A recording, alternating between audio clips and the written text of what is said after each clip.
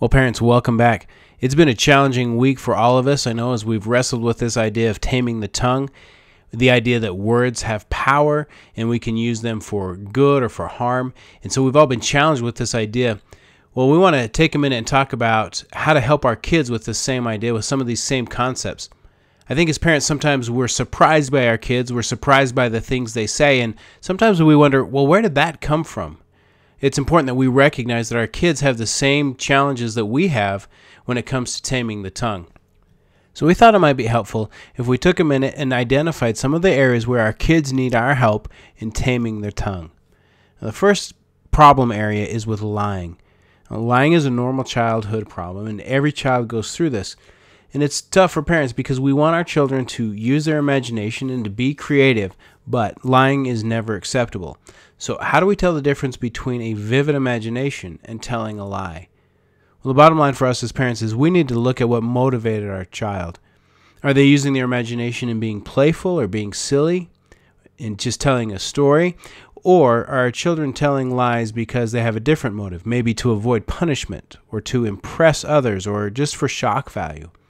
We don't want to let lying get a foothold in our child's life because when they succeed in a small lie, it's likely that a larger lie is right around the corner. So we want to start early by emphasizing daily the importance of telling the truth and rewarding our kids when they tell the truth. A second area where our kids might need our help is with foul language. See, kids quickly learn that some words are good and other words are bad. Using foul language or curse words might make a child feel more grown up or empowered. When our kids see a friend at school get some kind of positive reaction from telling a dirty joke, they might be tempted to try it themselves. See, most kids who use bad words are seeking approval from their friends or from other people, or maybe just trying to shock people around them. And many times a child doesn't even understand the words or phrases that they're using. Now, for us as parents, the simplest solution is don't use any word that we don't want our child to repeat. See, kids don't just make up foul language. They hear it somewhere, so it's important for us to monitor what our kids watch, what they listen to, what they read, and what they hear us say.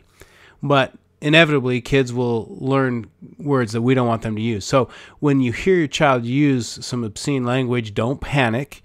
Just calmly ask, where did you hear that word? Do you know what it means? Give your child a chance to respond. Listen to them carefully, and then again, try to understand what's motivating them to use that word.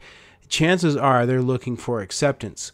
Talk to them about the importance of using positive language, of language that builds people up and encourages people, and let them know that they are accepted, that they don't need to use that kind of language to gain other people's approval. Now that's all background information for you as parents to be able to think through why your kids say some of the things that they say. Well, let me tell you now how I'm going to have this conversation with my kids this week. I'm going to start by reading with them the same passage that we've all been studying together, James chapter 3, verses 1 through 10. But I'm going to highlight for my kids verse 2. It says, "We all make many mistakes. If people never said anything wrong, they would be perfect." And I'm going to confess for my kids that I'm not perfect, and none of us are, that we all make mistakes when it comes to using our tongues. And this is something that even Dad is working on. So I'm going to be honest with him about my own struggles and my own inability to control my tongue sometimes. But I also want to highlight for them verses 7 and 8. People can tame every kind of wild animal, bird, reptile, and fish, and they have tamed them. But no one can tame the tongue. Verse 9, we use our tongues to praise our Lord and Father, but then we curse people whom God made like himself. Praises and curses come from the same mouth. And I'm going to tell my kids that should not happen. Then, on a whiteboard or the chalkboard or something, we're going to make a list of things that we're going to work on this week as a family. Not just the kids, but mom and dad as well.